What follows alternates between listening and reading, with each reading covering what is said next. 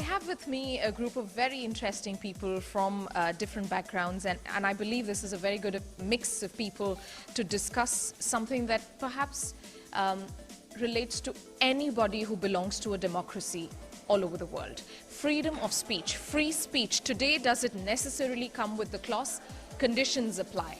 I'm asking this because today, our society, much of it which we cannot see, given Twitter and so many other mediums have become so very popular, reacts in a very sensitive way when it comes to a thought. So my question is, free speech, is it absolute for you as an individual, or do you believe that you need to have some level of self-restraint? How do you know you're not offending somebody? Can I start with you? Certainly. I mean, as an individual, I believe that freedom of expression is an absolute right. However, as a practicing lawyer, obviously one has to be aware of the legislation in the country that one's practicing in, and I realize that under the Human Rights Act over here, for example, rights such as freedom of expression are limited in certain cases. And give us examples when you say limited, because this is what we're trying. The idea is to try and define free speech, and I'm wondering whether there can be a definition to it.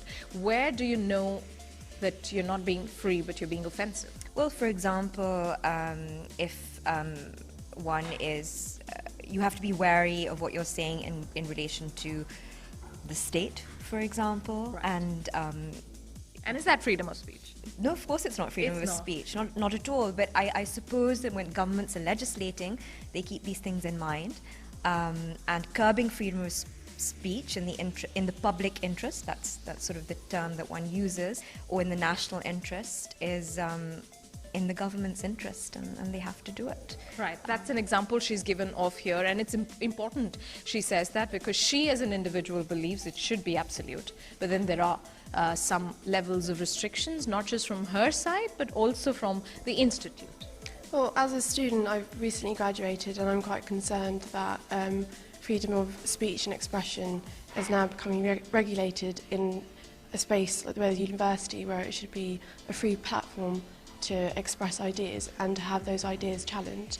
We had an example in our university where a student was wanted, and a person who was coming from the Muslim Brotherhood, and wanted that person to be banned from speaking at our university.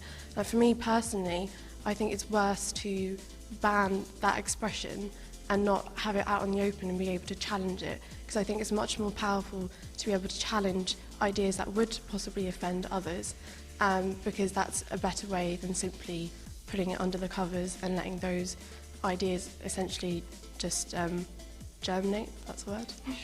Sure. Okay, so you're saying discuss it, debate it, let the dissent flow. Right, I work on literature, and one of the things with literature is that you can write about mostly anything, but it can also be read by people and misunderstood or misrepresented. So you run the risk of offending people. Yes. And I think when you run the risk of offending people, then the free speech becomes quite a contested idea and a space.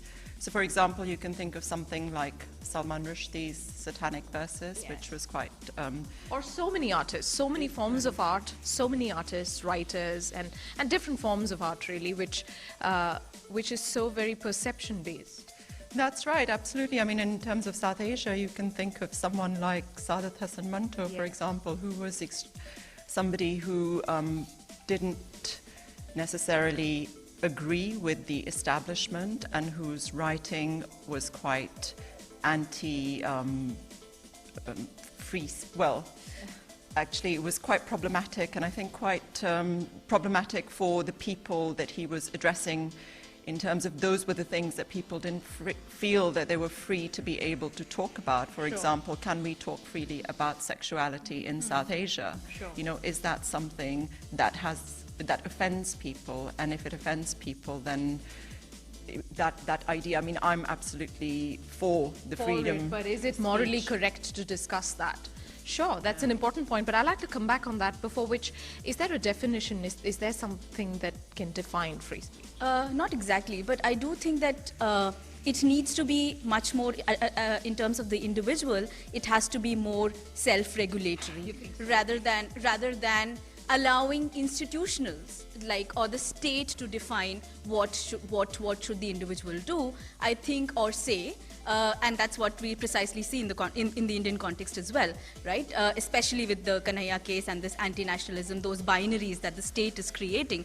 The problem is that we should not allow institutions or groups to define what that line of freedom of expression. There should be some level of self-restraint. Yeah, self-restraint defined by notions of equality and sensitivity. There have been sweeping statements made that in countries like India, for example, where there have been incidences, intolerant, but the fact that there is so much speech about it also proves, even from countries like Pakistan, also proves that there is some level of tolerance to such different views, and the fact is that these kind of dissenting views are being debated itself is very welcome.